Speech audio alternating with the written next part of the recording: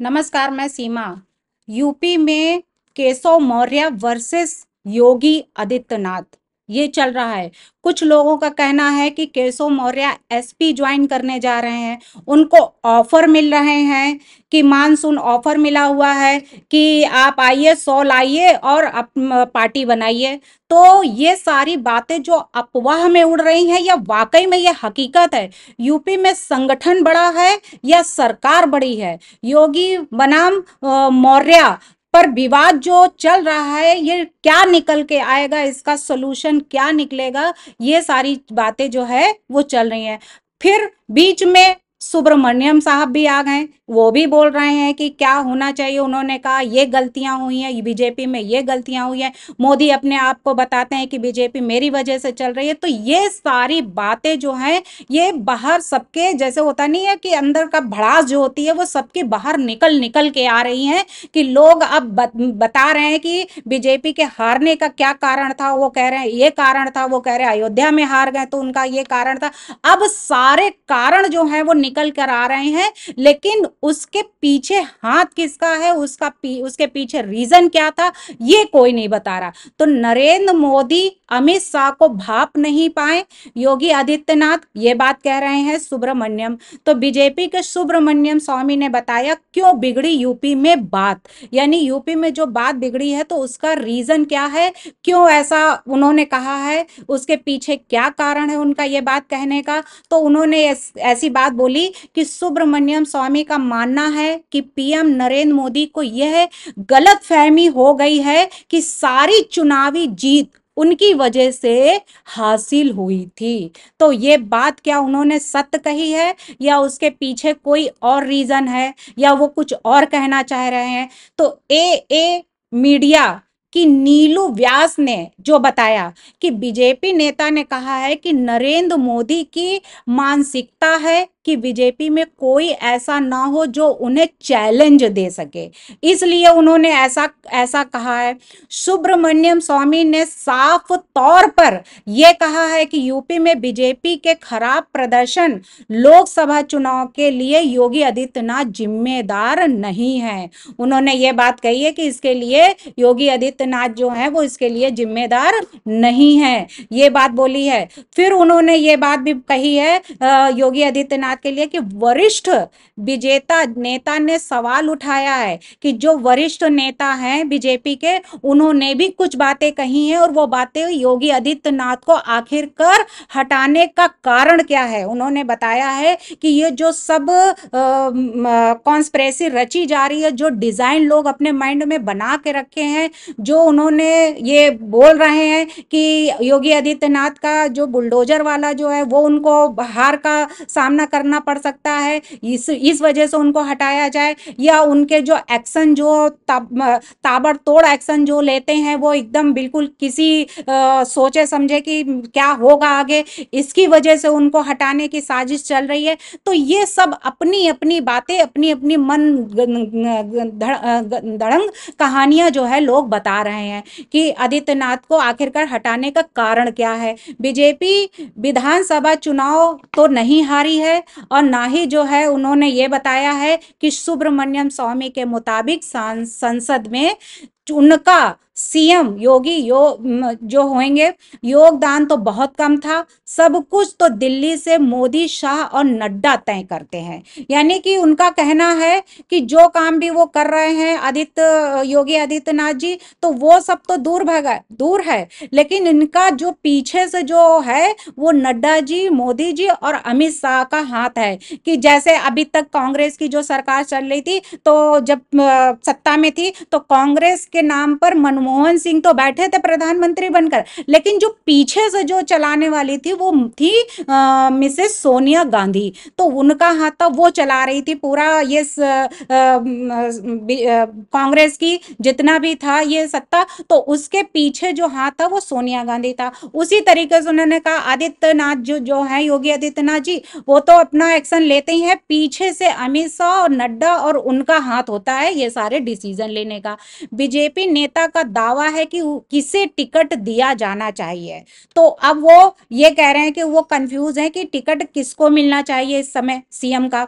तो ये भी ऊपर के 2-3 लोग ही तय करेंगे कि किसको टिकट दी जाए, जबकि औरों को कुछ पता नहीं होता है कि क्या होने वाला है। सुब्रमण्यम स्वामी ने बताया है कि कार्यकर्ता जब घर में बैठ जाएगा तब यह होगा। उनका उनका तो पसीना निकल रहा है, यानी कि जब कार्यकर्ता जब घर में बैठ जाएंगे तब क्या होगा, उनका तो पसीना निकल रहा है कि अब कि पर फायदा कोई और पा रहा है। कि मतलब उनका कहना है कि जो घर में बैठे हैं वो तो घर में बैठे ही रहेंगे, लेकिन जिनका जो पसीना निकल रहा है पर फायदा और कोई पा रहा है, यानी उसका फायदा जो है वो अब किसको मिलने वाला है, किसको सीएम सीट मिलेगी, ये अभी तय नहीं हो पा रहा है।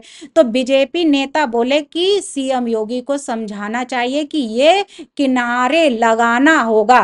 क्या किनारे लगाना, उन्हें स्थिति भाप कर आगे की तैयारी कर लेनी चाहिए थी।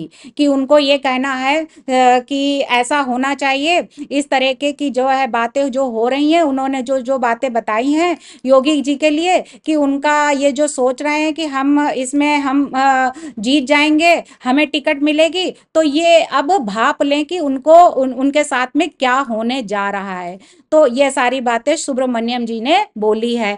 लेकिन यूपी में जो संगठन बड़ा है या सरकार बड़ी है, योगी वर्सेस मौर्य, ये विवाद छिड़ा हुआ है कि इसका नतीजा क्या निकल के आएगा, कि टिकट सीएम योगी जी को मिलेगी या मौर्य को मिलेगी।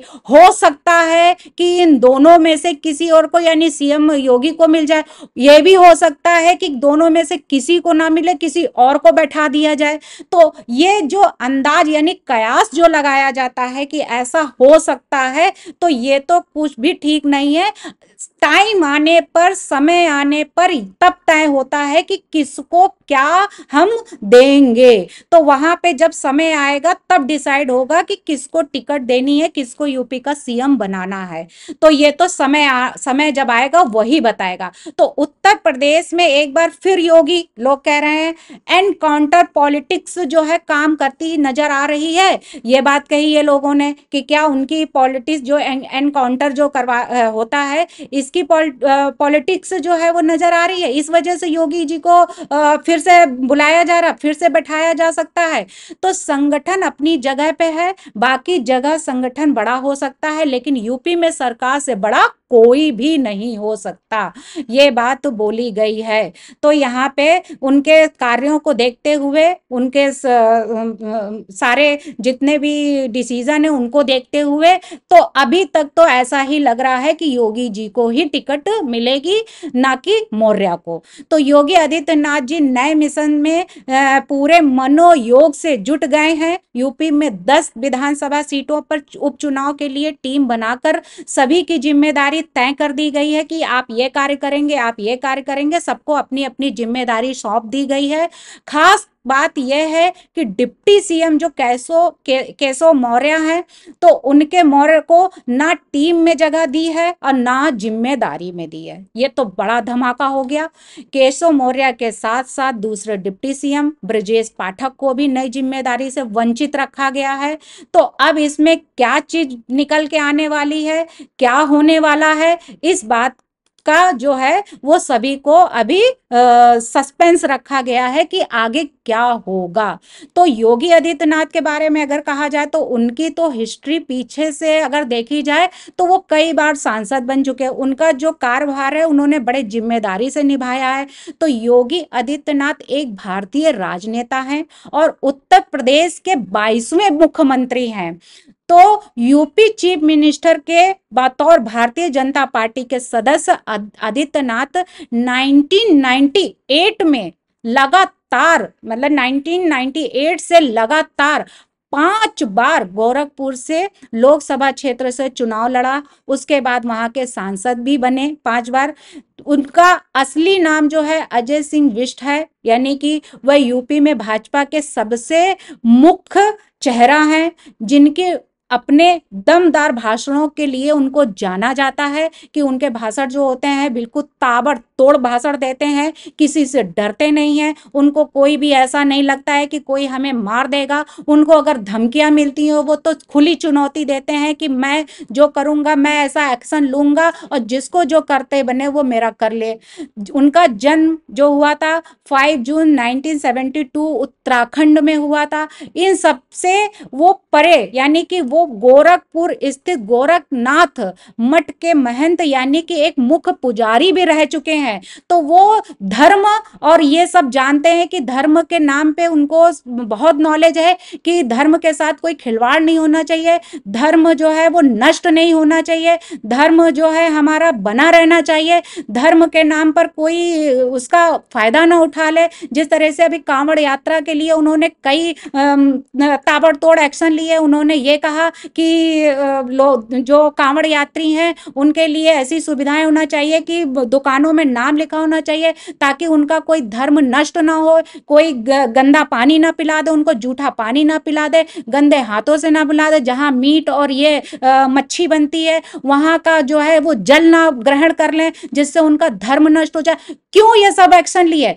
इसमें तिलमिला रहे हैं लोग, मुस्लिम भी तिलमिला रहे हैं, अवेसी भी तिलमिला रहे हैं। उनका तिलमिलाना जो है वो क्यों ऐसा है, क्यों ऐसे तिलमिला रहे हैं जैसे कोई उनके जले पर नमक छिड़क दिया हो, यानी कि उनको ऐसा ऐसा तिलमिला रहे हैं जैसे उनको कि कहीं खुली धूप में डाल दिया हो या उबलते हुए खौलते हुए पानी में डाल दिया गया या तेल में डाल दिया होगा, ऐसे तिलमिला रहे हैं। ऐसा तिलमिलाना उनके लिए जाहिर है क्योंकि वो ये बात समझ नहीं सकते हैं कि एक हिंदू की धर्म जो निष्ठा होती है तो वो किस तरीके से वो अपने धर्म का पालन करता है। भगवान की पूजा अगर करता है तो वो गंगा जल छिड़क के गंगा में स्नान करने के बाद तब भगवान की पूजा करता है। तो ये बात सिर्फ आदित्यनाथ ही जान सकते हो क्योंकि वो मठ के महंत रह चुके हैं, गोरखपुर के पुजारी रह चुके हैं, प्रिस्ट ऑफ गोरखपुर टेम्पल। उन्होंने 2002 में हिंदू युवा वाहिनी के नाम से एक सामाजिक सांस्कृतिक संगठन की स्थापना भी की थी।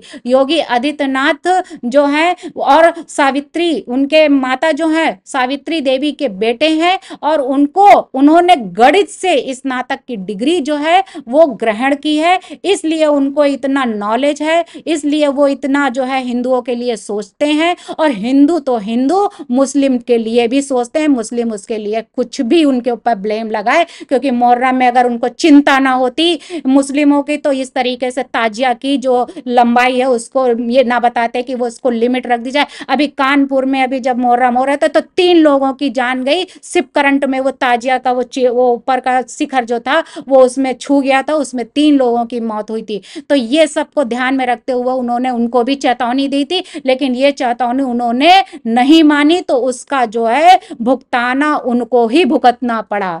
तो इसलिए जो है योगी आदित्यनाथ जी के बारे में ऐसा कहना गलत है। वो जो करते हैं वो सोच समझ के करते हैं, इसलिए जो है अब उत्तर प्रदेश में बदलने वाला है पूरा खेल। बीजेपी छोड़ एसपी में क्या शामिल होंगे केशव प्रसाद, ये अफवाहें उड़ाई जा रही हैं। अखिलेश के ऑफर पर केशव मौर्य ने जो जवाब दिया योगी को भी चौंका दिया कि ये जो है कि हम जो ऑफर दे रहे हैं कि मानसून ऑफर जो उन्होंने दिया 100 लाओ और सीट पाओ, तो इस तरीके का भाषण जो उन्होंने दिया तो वो उनके लिए सही नहीं है। केशव मौर्य भी बहुत इंटेलिजेंट है, वो समझ सोच के डिसीजन लेंगे, इसके बारे में किसी को कुछ कहने की जरूरत नहीं है। अगर कुछ गलत हमने बोल दिया हो उसके लिए मैं माफी चाहती हूँ। धन्यवाद।